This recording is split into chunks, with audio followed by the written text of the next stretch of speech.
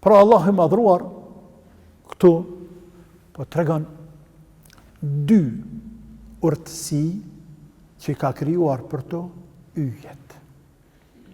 E para, inna zayyanna as-samaa ad-dunya, ne vërtet e kemi zbukuruar qiellin e dunjas. Ka thonë qiellin e dunjas, e dunja është më e ulta. Qiellin e dunjas, sepse ka dhe qiell tjerë. Janë 7 palë qiell që shëdimin e muslimanët. Njëri si për tjetërit.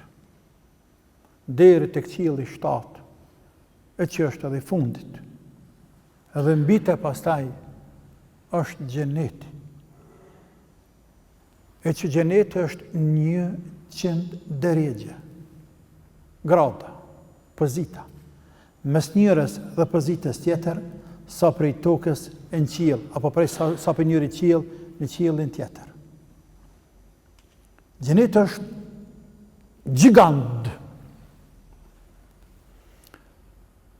Shkalla më lartë, xheneti Firdausit, e mbite arshi Allahut, e mbite I lartë madhrori Allah, te bareke ve taala.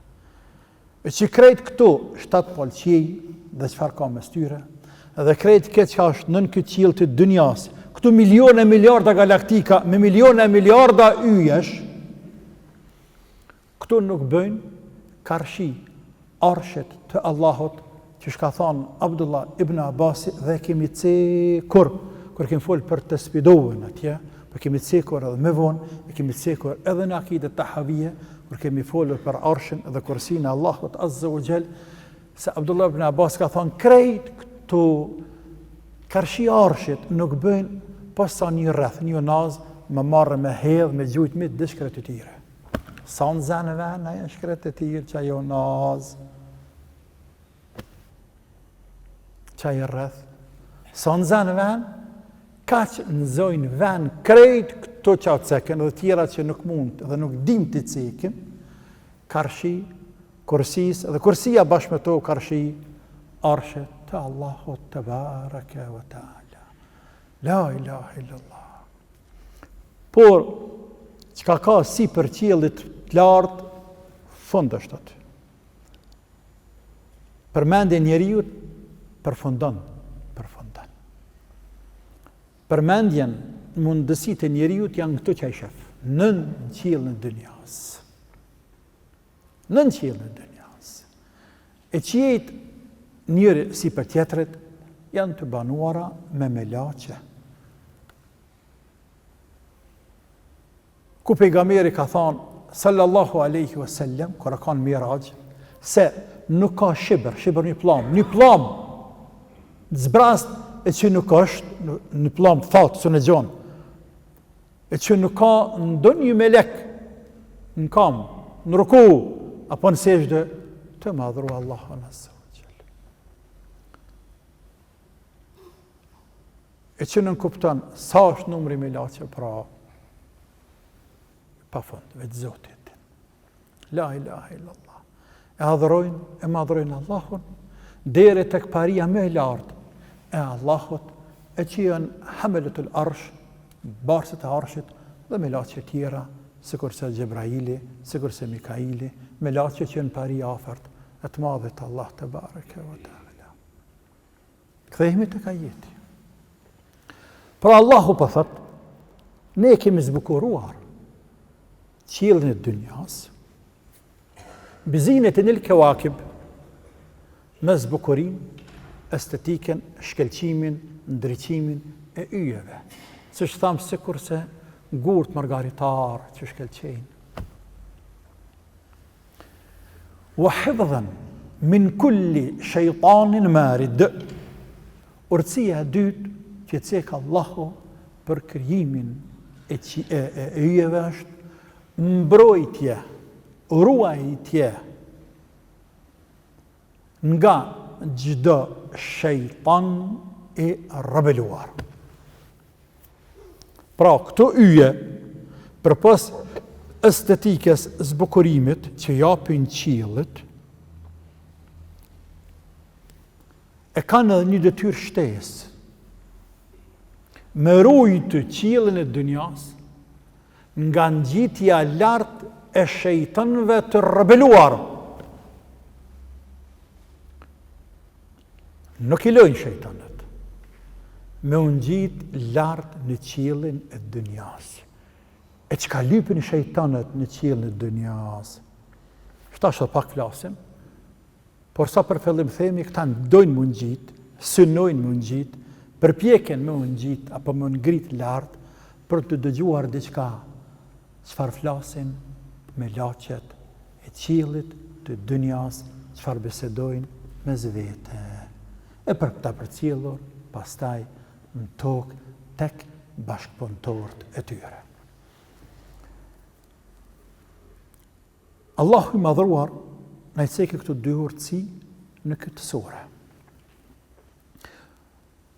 Zbukurimin e qiejve, urtësi të krijimit të yjeve, dhe mbrojtjen e qiellit nga arritja dëpërtimi I shejtanëve. Po këto dy urtësi na I cek edhe në surën Tebarek, surën Al-Mulk, ku thot Allahu Azza wa Jall: "Walaqad zayyana as-samaa'a ad-dunya bimasabiha wa ja'alnaha urjuman lish-shayatin wa a'tadna lahum 'adhab as-sa'ir." Vërtet ne e kemi zbukuruar qiellin e dunjas bimasabiha, këtu I ka thënë në surën Al-Mulk me kandila. Me kandila. Kandila ka quajtur yjet. Dhe I kemi bërë ata që t'jen edhe meteor, të sulmojnë lish-shayatin, shejtanët. Të sulmojnë shejtanët kur tentojnë me ngjit lart në qiell. Wa a'tadna lahum 'adhab as-sa'ir. Dhe për ta, për shejtanët, kemi përgatitur dënim të papërshkruar. Dënim të rëndë në ahiret. Në këtë dunja gjuhen, sulmohen me meteor, ndërsa në ahiret digjen, dënohen me zjarr të xhenemit. Urtësinë e tretë është edhe urtësia e tretë e krijimit të yjeve. Ka dhe urtësi tjera. I madhi Allah e cekë se urtësia e tretë është me udhëzue, me orientue nëpërmjet yjeve. Çka thon Allah në surën An-Nahl: "Wa 'alamat wa bin-najmi hum yahtadun." Dhe me yje ata orientohen, drejtohen. Me yje. Zatën orientimi me yje ka qenë mira vjet me herët, ka qenë I njohur tek arabët, sikurse nesër musliman që dinë ka kibla. Qysh e gjojmë ne sot leht kiblen, ashtu arabët nëpërmjet yjeve janë orientuar. Zatën kjo edhe ka qenë një prej shkaqeve pse arabët I kanë dhënë shumë përparësi dhe kanë zhvilluar shumë apo kanë qenë shumë të shkallët në astronomi, sepse jeta e tyre u ka imponuar qoftë udhëtimin e për shkretëtir, ku më orientuam midis shkretëtire, qoftë udhëtimin e për deti, po në veçantë në për shkretëtir. Shkretëtira hapur dhe deti nuk ka dallim, njëjtë është ajo. Njëjtë, shkretëtir hub, s'ka pemë, s'ka sen që orientohesh, sikurse në det. As din ka lindje, as din ka perëndimi, as sen, as din. Nëse nuk ke alamate tjera, alamete tjera që orientohesh, yjet lart në qiell, la ilaha illallah. Edhe sa të kësaj dite njerëzit orientohen me to. Fatmirësisht edhe në kam pak njohuri, falë Zotit, më orientu nëpërmjet yjeve.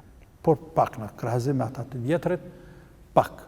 Sa për me gjetë kiblen moj, mos më isha më shumë. E ballasht.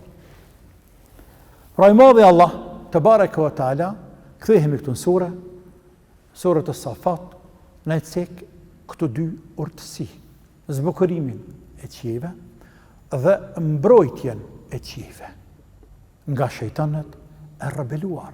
Ka thonë rebeluar marrit, sepse shejtanët e thënë urdhat e Zotit.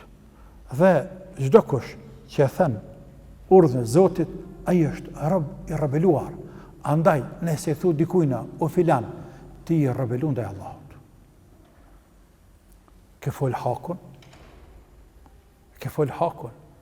O rob I Zotit, o rob I Zotit, ti ke 20, ama ti I rebelun ndaj Allahut. Sepse ai po thot bëj kështu, ti po bën të kundërtën. Ai po thot mëse bëte, ti po bën atë që po të ndalën. E rebelimi çu shoh?